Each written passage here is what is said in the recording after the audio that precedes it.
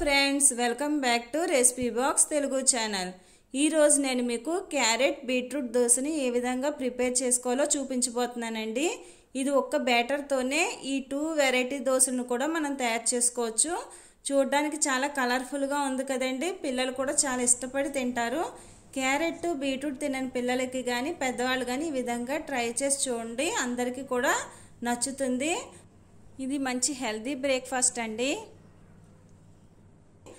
దాన్ని ఏ విధంగా ప్రిపేర్ చేసుకోవాలో చూపిస్తానండి. ఒక బౌల్లోకి 1 గ్లాసు మినపప్పును తీసుకోవాలి. ఏ గ్లాస్తో మినపప్పును తీసుకున్నారో అదే గ్లాస్తో 3 గ్లాసులు బియ్యాన్ని కూడా మనం తీసుకోవాలి. ఒక 3 స్పూన్లు శనగపప్పును యాడ్ చేసుకోవాలండి. 1 స్పూను మెంతుల్ని యాడ్ చేసుకుందాం.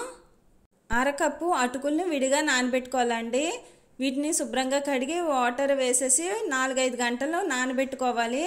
నానిన దాన్ని మనం గ్రైండర్లో వేసేసుకుని పిండిని రెడీ చేసుకోవాలి. ఇది నైట్ అంతా కూడా నేను ఉంచేసానండి. ఇప్పుడు మార్నింగ్ నేను ఒక 5 దోశలకి సరిపడ పిండిని తీసుకుంటున్నానండి.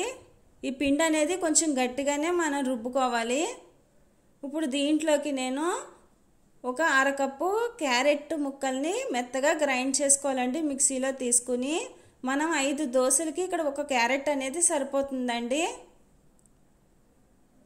ఈ పేస్ట్ని మనం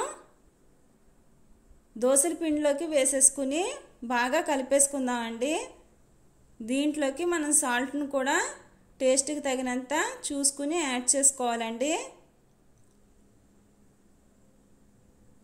నేను చూపించిన విధంగా బ్యాటర్ అనేది ఉండాలి.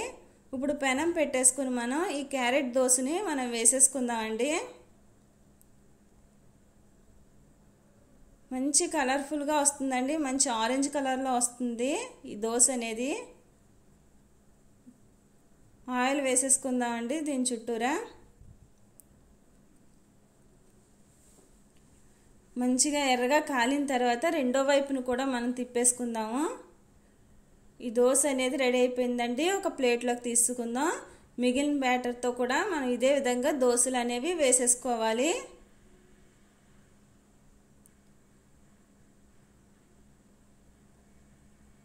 టేస్టీ అయిన క్యారెట్ దోశ అనేది రెడీ అయిపోయింది. ఇప్పుడు బీట్రూట్ దోశ ఏ విధంగా చేసుకోవాలో చూపిస్తానండి.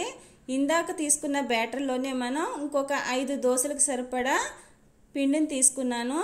ఇక్కడ నేను 1/2 కప్పు బీట్రూట్ ముక్కల్ని తీసుకుని మిక్సీలో వేసి మెత్తగా పేస్ట్ చేసుకోవాలండి.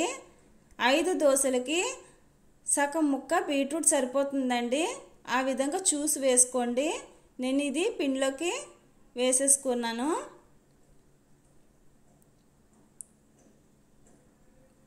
టేస్ట్కి తగినంత సాల్ట్ యాడ్ చేసేసుకుని ఒకసారి పిండి అంతా బాగా కలిపేసుకుందామండి.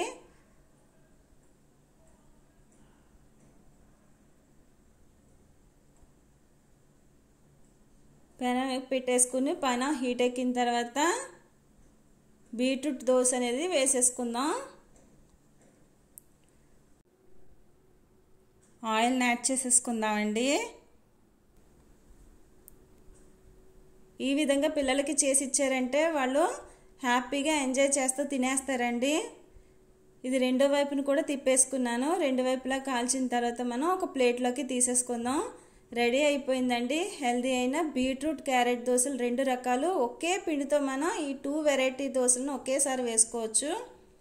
నా రెసిపీ కనుక మీకు నచ్చినట్లయితే లైక్ చేయండి, షేర్ చేయండి, సబ్స్క్రైబ్ చేసుకోండి. మరొక మంచి వీడియోతో నేను మళ్ళీ కలుస్తాను.